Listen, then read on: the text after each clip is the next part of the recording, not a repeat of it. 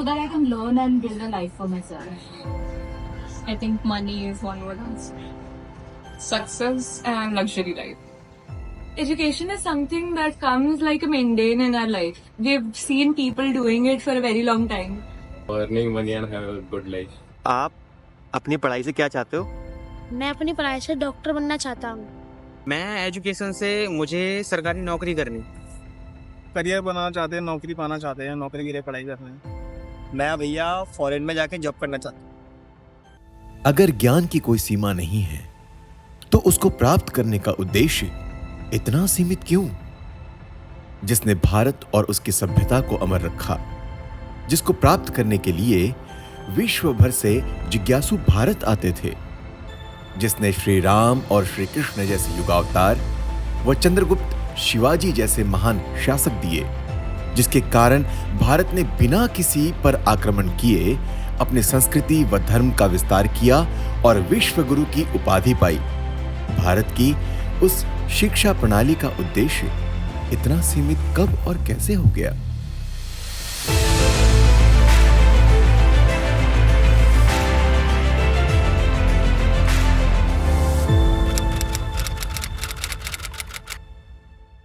विश्व गुरु भारत, जिसकी ख्याति सुनकर उसकी खोज के लिए कई बार प्रयत्न हुए, वह ख्याति जिसका मूल उसकी सांस्कृतिक समृद्धि में था और इस संस्कृति को बनाने में और अमर रखने में गुरु शिष्य परंपरा और गुरुकुल पद्धति का ही आधार रहा।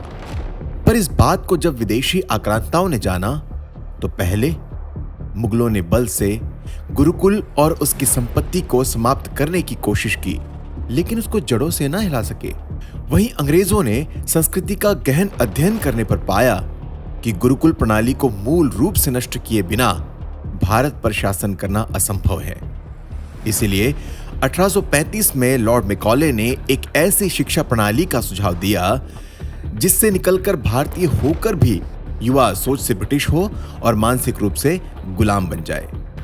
साथ ही युवाओं को बार बार अपनी संस्कृति के पिछड़े होने का झूठ सच की तरह परोसा गया, जिसका परिणाम अंग्रेजों के जाने के इतने वर्षों बाद भी अंग्रेजीपना बरकरार है। वहीं ब्रिटिश कॉलोनियलिज्म से परे चीन, रूस, फ्रांस, जापान जैसे देशों ने अंग्रेजी से दूरी बनाए रखी और अपनी विरासत को अपनी अगली पीढ़ी तक पहुंचाया और तेजी से तरक्की कर पाए। आखिर ऐसा क्या दिखा अंग्रेजों को कि उन्होंने भारतीय गुरुकुलों को पूरी तरह से बंद करने की ठान ली?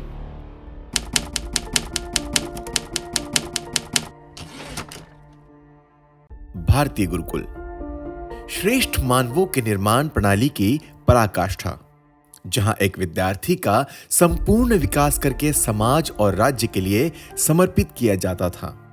इनमें शिक्षा का कोई शुल्क नहीं होता था, क्योंकि ज्ञान अनमोल है और उसे पाने का सभी को पूर्ण अधिकार है। शिष्य चाहे राज परिवार से हो या निर्धन घर से, गुरु के लिए वे सब एक समान थे। यहीं से रोपित की जाती थी वसुधैव कुटुंबकम की भावना।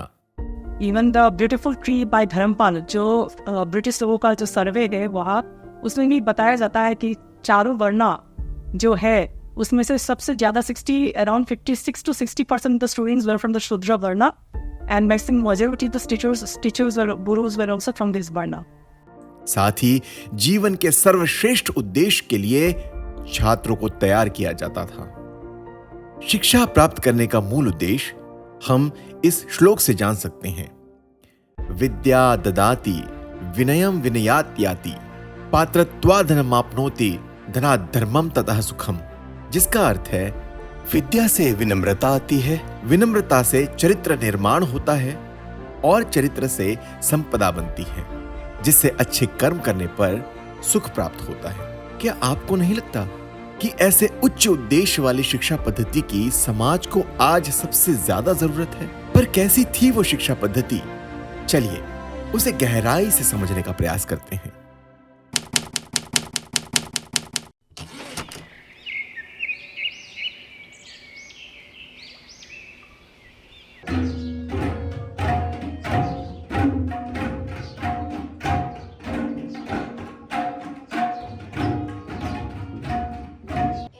गुरुकुल यानी गुरु का कुल, जहां बच्चा छोटे परिवार से गुरु के बड़े परिवार में जुड़ता था।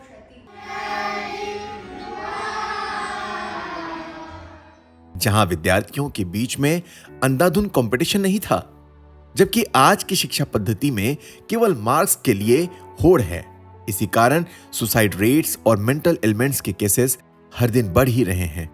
वैदिक कालीन गुरुकुलों में विद्यार्थी के संपूर्ण शिक्षा का आधार इन 4 स्तंभों से परिपोषित होता था। आचार्यत पादमादत्ते पादम शिष्यः स्वमेधया पादम सब्रह्मचारिभ्यः पादम कालक्रमेण च। शिष्य ज्ञान का पहला चौथाई भाग आचार्य से पाता है, दूसरा अपनी बुद्धि से, तीसरा अपने सहपाठियों से और अंतिम भाग वह अनुभव से प्राप्त करता है। उसे एक स्वतंत्र समान अवसर मिलता था और शिष्य आत्मविश्वास, विवेक और अनुशासन से परिपूर्ण हो जाते थे। यदि वास्तविक भारतीय बनाना है, लाखों साल का इतिहास लाखों साल तक खींचना है, तो मुझे लगता है कि हमारी जो पुरानी गुरुकुल परंपरा थी उसको हमें स्थापित करना ही पड़ेगा चारित्र्यवान बनाने के लिए। शिष्य को गुरुकुल में प्रवेश के लिए 3 प्रक्रियाओं से गुजरना होता था: आश्रमवास, उपनयन संस्कार, ब्रह्मचर्य व्रत। आलस्य अर्थात तमस किसी भी व्यक्ति का सबसे बड़ा दुश्मन है और विद्यार्थियों के लिए तो यह जहर के समान है। और यही संकेत हमें वैदिक कालीन गुरुकुल में स्पष्ट मिलता है, क्योंकि आश्रम का तो मतलब ही है जहां श्रम ही श्रम होता है, ताकि शिष्यों में से आलस्य पूरी तरह से चला जाए और वह परिश्रमी और सजग बने। जिस प्रकार अग्नि में तपने से ही अशुद्ध सोना शुद्ध होता है, उसी प्रकार गुरुकुल में गुरु के अनुशासन में शिष्य का निर्माण होता था। श्रम और तपस्या से अभिभूत होकर शिष्य हर दिन ब्रह्म मुहूर्त में उठकर ध्यान तथा योग करते थे। वह शिक्षा के साथ में आश्रम के अन्य कार्य भी पूर्ण करते थे, जिससे उनका संपूर्ण विकास हो सके। वहीं आज ये सब नहीं हो पाता, जिस कारण ज्यादातर बच्चे शारीरिक रूप से कमजोर होते हैं। यूनेस्को का एक थ्योरी है। यूनेस्को में ट्रांस डिसिप्लिनरी एजुकेशन का उल्लेख है। ट्रांस डिसिप्लिनरी एजुकेशन यानी करते करते सीखना, स्वयं होते अनुभव करते हुए सीखना। आश्रम में प्रवेश करने के साथ सबसे पहले विद्यार्थी का उपनयन संस्कार यानी उसको आध्यात्मिक रूप से जागृत किया जाता था, क्योंकि जब तक विद्यार्थी आध्यात्मिक रूप से जागृत नहीं है, वह शास्त्रों के अनुसार मृत प्राय ही माना जाता है। धर्म के अभाव में मनुष्य को पशु समान कहा गया है। उपनयन संस्कार कोई बाहरी प्रक्रिया नहीं है, वह तो गुरु द्वारा शिष्य के घट में ही ईश्वर का साक्षात्कार है।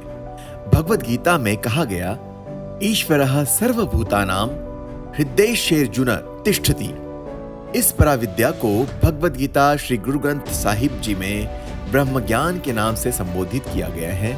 इसके अलावा इसे आत्मज्ञान, तत्व ज्ञान से भी संबोधित किया गया है।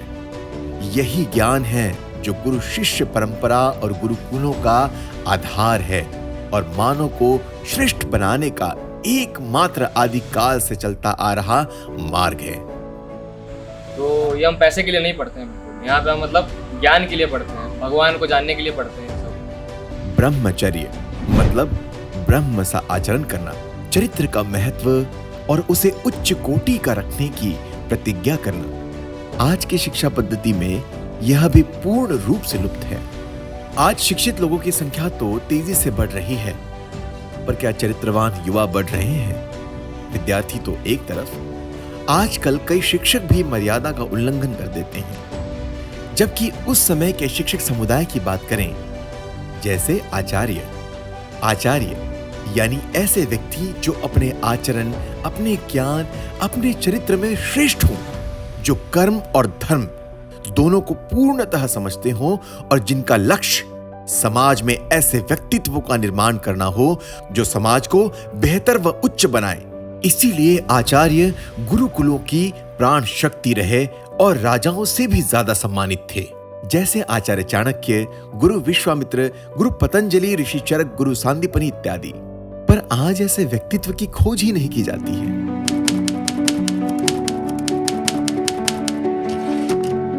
आज जिसे हम डेवलप्ड नेशन की एजुकेशन और टेक्नोलॉजिकल सुपेरियोरिटी कहते हैं, उससे कहीं ज्यादा एडवांस हमारा वैदिक भारत रहा है। आज न्यूरालिंक जैसी कंपनीज ह्यूमन थॉट से डिवाइस कंट्रोल करवाने की कोशिश कर रही हैं, जबकि यह टेक्नोलॉजी वैदिक भारत में पहले से ही सिखाई जाती थी और उपयोग में भी थी, जिसका उल्लेख हमें ऋग्वेद में मिलता है। यो मर्तस्य मनसो जवियांत्रि बंधुरो वृष्णावात रखाहा, यानी a flying vehicle control through thought currents. यह प्रमाणित करता है रामायण में पुष्पक विमान, और ऐसे ही था श्री कृष्ण का सुदर्शन चक्र। हमारे पास अनेक तरह के विमान थे जो solar, electricity, magnetic repulsion, air, water, steam से चलते थे। एडवांस्ड वेपनरी के अलावा आज के वॉरफेयर की बात करें तो हैंड टू हैंड कॉम्बैट वाले कराटे या कुंफू का ही सबसे पहले ख्याल आता है। लेकिन कलरियापट्टू जैसी एडवांस टेक्निक्स भारतीय गुरुकुल की ही देन है, और ट्रेन भारतीयों को इसकी इतनी गहराई से जानकारी थी कि विदाउट टचिंग द अपोनेंट्स उसे अटैक कर सकते थे। यही ज्ञान चीन, जापान में भारतीय बुद्धिस्ट मॉन्क्स द्वारा पहुंचा, जिसे हम कुंफू में ताई ची पावर चिगोंग भी कहते हैं। पर भारत में यह विद्या लुप्त हो गई, क्योंकि ब्रिटिशर्स ने किसी भी प्रकार के रिवोल्ट को रोकने के लिए इन प्रैक्टिसेस को कंप्लीटली बैन कर दिया। बौद्धायन, आर्यभट्ट, ब्रह्मगुप्त, भास्कराचार्य जैसे अनेक गणितज्ञ गुरुकुल शिक्षा पद्धति की ही देन है। इनके द्वारा लिखित किताबों में आज के थियरम्स और कॉन्सेप्ट्स मिलते हैं। विश्व को शून्य हमने दिया, यह तो सब जानते हैं, पर गुरुकुल शिक्षा में इन्फिनिटी तक हमारी पकड़ थी, जिसका प्रमाण हमें वैदिक गणित में मिलता है। किसी भी एक संख्या से दूसरी संख्या तक पहुंचने के लिए, यानी 1 से 2, 2 से 3 पे आने के लिए भी असंख्य से होकर ही गुजरना पड़ता है। कैसे? 1 से स्टार्ट करके उसको अगर इंक्रीज करें 0.1, 0.11, 0.111 अप टू nth आइटम तक, या यूं कहें असंख्य से गुजरकर 2 तक पहुंचा जा सकता है। इन प्रिंसिपल्स का उपयोग हमें समय की वैदिक कालीन गणना में भी देखने को मिलता है। यहां 1 सेकंड को 9.72 करोड़ यूनिट्स में डिवाइड किया जा सकता था। इसकी एप्लीकेशन हमें पांचांग में देखने को मिलती है। यही कारण है आज भी सूर्य ग्रहण हो या चंद्र ग्रहण, हम इनका सही अनुमान लगा लेते हैं बिना किसी अन्य उपकरण के, जो यह भी प्रूव करता है कि हमें गैलीलियो और कोपरनिकस से पहले पता था कि अर्थ सन के अराउंड और मून अर्थ के अराउंड चक्कर लगा रहे हैं। गुरुकुल में चीजों को गहराई से समझने के लिए प्रेरित किया जाता था, और अगर आपको लगता है कि वैदिक एजुकेशन से किसी एक संप्रदाय या मत को ज्यादा इंपॉर्टेंट बनाया जाता था, तो ऐसा भी नहीं है, क्योंकि वैदिक कालीन गुरुकुल प्रकृति, मनुष्य, पशु, सभी सजीव या निर्जीव से सकारात्मक चीजें सीखने की प्रेरणा देते थे। इसका अंदाजा हम इस श्लोक से भी लगा सकते हैं। आनो भद्राहा कृतवो जंतु विश्वतो दब्धासो अपरीता स उद्भिदः देवानो जथा सद्वृद्धे असन्न प्रायुवो रक्षितारो दिवे दिवे, जिसमें संदेश है कि सुशिक्षा जहां से भी मिले ग्रहण करनी चाहिए। यही कारण है कि वैदिक ऋषियों ने पशुओं से, प्रकृति से भी सीखकर हमें अनेक योगासन का प्रसाद दिया, जिसका लाभ हम आज भी उठा रहे हैं। योग हो या फिर आयुर्वेद, गुरुकुल शिक्षा ने विश्व को लाभान्वित ही किया, पर इसके ठीक विपरीत बाहरी सत्ताओं ने भारत को नुकसान ही पहुंचाया। फिर चाहे वो पुस्तकालयों को जलाकर किया हो या एजुकेशन सिस्टम में चेंजेस करके। बात करें 12वीं सदी की, बख्तियार खिलजी गंभीर रोग से मर रहा था और उसकी कोई भी हकीम उसे ठीक नहीं कर पा रहे थे। तब मजबूरी में उसने नालंदा के आयुर्वेदिक विभाग के प्रमुख राहुल शीलभद्र के सामने बिना दवा किए इलाज करने का या फिर मृत्यु दंड स्वीकार करने का प्रस्ताव रखा। तब आचार्य राहुल शीलभद्र ने खिलजी को एक कुरान पढ़ने को दी, जिसको पढ़कर कुछ ही दिनों में खिलजी स्वस्थ हो गया। दरअसल आचार्य जानते थे कि खिलजी पन्नों को पलटने के लिए उंगली जीभ पर लगाएगा ही, इसीलिए उन्होंने कुरान के पन्नों पे आयुर्वेदिक दवा लगा दी थी। लेकिन खुदगर्ज खिलजी भारतीय गुरुकुलों और विज्ञान की श्रेष्ठता उससे सही नहीं गई और उसने समस्त नालंदा विश्वविद्यालय को नष्ट किया और उसके साथ लगभग 90 लाख पुस्तकें जला दी। इस तरह भारतीय गुरुकुलों की संपत्ति को नुकसान पहुंचाने से और भारतीय शिक्षा पद्धति में बदलाव लाने से आने वाली पीढ़ियां कई महत्वपूर्ण विषयों के ज्ञान से वंचित रह गई।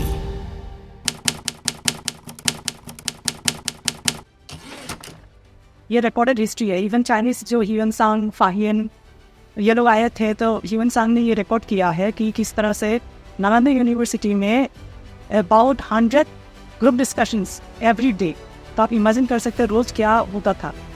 भारतीय गुरुकुल में पाठन की विधि आज से बहुत भिन्न थी।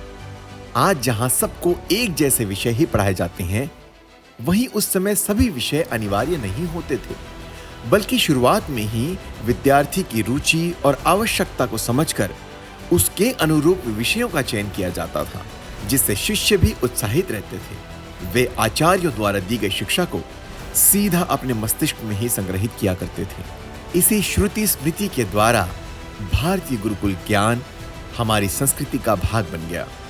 लेकिन गुरुकुल में सिर्फ थियरी नहीं, प्रैक्टिकल एप्लीकेशन भी करवाए जाते थे। जैसे गुरुकुल के ही शिष्य राज्य की आवश्यकता अनुसार निर्माण कार्य, आविष्कार आदि करते थे, जैसे राज्य के लिए बांध बनाना।